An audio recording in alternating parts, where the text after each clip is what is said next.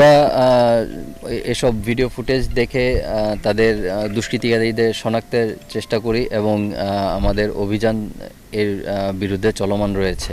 আমরা চেষ্টা করি যাতে যত দ্রুততার মধ্যে সম্ভব আমরা অবশ্যই অবৈধ অস্ত্র যেসব বাইরে রয়েছে সেগুলোর বিরুদ্ধে অভিযান পরিচালনা করে সেগুলো উদ্ধার করার জন্য আমরা চেষ্টা করে যাচ্ছি।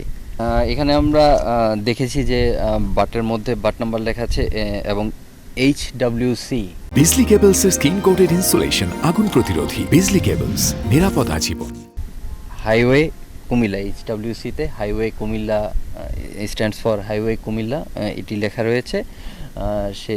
সে থেকে আমরা বুঝতে পেরেছি যে এটি হাইওয়ে থানারই হারানো একটি অস্ত্র।